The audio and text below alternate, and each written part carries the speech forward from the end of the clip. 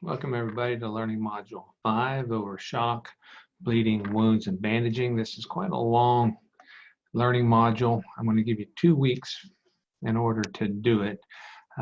You're looking at my view, not your view. I just want to give you an overall look at what's coming up. As always, you have your shock PowerPoint. You have your PowerPoint here. You also have class notes. Provided by the publisher. If you're not using those are a good resource to use and supplement to the PowerPoint in the books. Then we have a shock video. This guy should look familiar by now. Shock positioning. And this one I want you to attach a photo that you personally have taken of somebody that you've placed in a properly position for treatment of shock. So place son, daughter, husband, wife, cousin, whatever, in that position, take a picture of it and post it into the appropriate place. Then you'll have a quiz over shock. Then we go into the bleeding parts. We have the bleeding PowerPoint. We have the bleeding class notes right here. And then we got bleeding treatment videos. There's 3 of them, one for capillary bleeding, one for arterial bleeding, and one for venous bleeding. They're all 3 different. And some of them are worse than others, and I think you'll find out that arterial bleeding is the worst, one of the ones that you'll have to deal with. Then I put in a cut decision tree. Should I get stitches or not? This is something that we use at Carl Albert State College in our athletics for our baseball, softball, and cross country. It's a PDF. It's kind of hard to read right here, but click on the cut decision tree PDF and it'll open up larger, and it takes you through cuts and bleeding less than 8 hours old. Is the cut spurting or blood? If it's yes, then it takes you here. If it's no, then it takes you here, then you go here. So it's fairly self-explanatory. I always get questions, and I always question myself, should I get this stitches or not?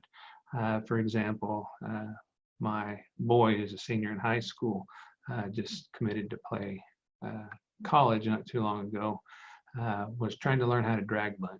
And if you're not familiar with drag bunting, it's as you start running and you stick the bat out and you bunt the ball. Well, he fouled it right in here to the corner of his eye.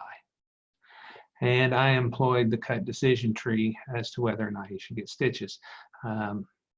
It wasn't a 1/4 inch deep. It wasn't a place that was easily closable, but he was not worried about the scar. In fact, he thought the scar would be cool, make him look tougher anyway. So anyway, that's just the cut decision tree. Next is bleeding pictures. What I want you to do is search the internet and post an actual picture, not a drawing, cartoon, anything like that, for each of the following: capillary bleeding, venous bleeding, arterial bleeding, a sign of internal bleeding, and proper management of external bleeding. And that one, make sure the picture has the first aid responder wearing gloves.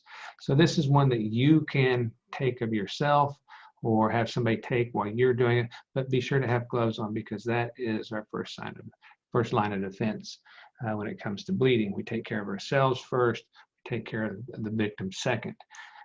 We don't want to go home with anything we did not get there with, like gonorrhea, syphilis, herpes. Okay. You should have 5 separate attachments. Then you have a bleeding scenario. Please answer the questions for the following scenario. You're riding a bicycle along a bike path, see a collision ahead involving 2 cyclists and a pedestrian. Basically, you see this happen. What do you do? What do you go look for? That's been outlined in your book. That's what I want you to do. That I'm not looking for paragraphs upon paragraphs of information. I'm looking for, on this bleeding scenario, bullet pointed sentences in outline format. Then we have a bleeding quiz. Then we move into wounds. Again, we have the wounds PowerPoint. We have the wounds notes from the publisher. And then you have a wounds picture assignment. Search the internet for and post an actual picture, not a drawing, cartoon, etc. Again, an actual picture for each of the following wounds: an abrasion, laceration, incision, puncture, avulsion, amputation, blister. So you can see all of these right here.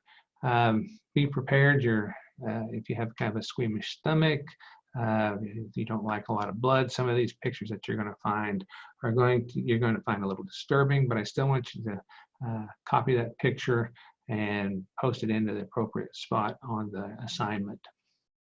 And then we have another wound scenario in which a victim has a piece of glass embedded in his right eye. The chapter will talk about what happens if you get something stuck in your eye, or if a victim has something stuck in their eye. That's what I'm looking for. But I want you to start with size up the scene. Okay. Second thing you would do would be what? The secondary survey or the physical exam, depending on which edition of the book you're looking at. Then what would be the third thing you would do? The fourth thing, the fifth thing, however many steps that it takes for you to answer that question. You have a wound quiz. Then we begin the bandage. Now you're saying, well, I'm giving you 2 weeks to do this. We have their bandaging wounds PowerPoint, our bandaging wounds notes, and then bandaging pictures. Please search the internet and post an actual picture, again, not a drawing, cartoon, etc., of the following bandaging techniques: the bandage and the actual use, not just a picture of the bandage itself. So simply Google search roller bandages and click on images, and then you'll open up and you'll look for somebody wrapping a roller bandage around somebody. I want to see the bandage in use, not just a picture of a roller bandage. Self-adhering gauze rolls, elastic roller bandage, triangular bandage, adhesive tape, adhesive strips like a butterfly, and a cravat bandage. And then you have a bandaging exam. So this will be heavily on searching the internet, copying pictures off the internet and posting them into your assignment box. Each one of these are a separate assignment, so as you click on them, each one will open up an assignment box. All right, that's all I have for this one. It's quite a long one, so 2 weeks to do it, and I will talk to you later.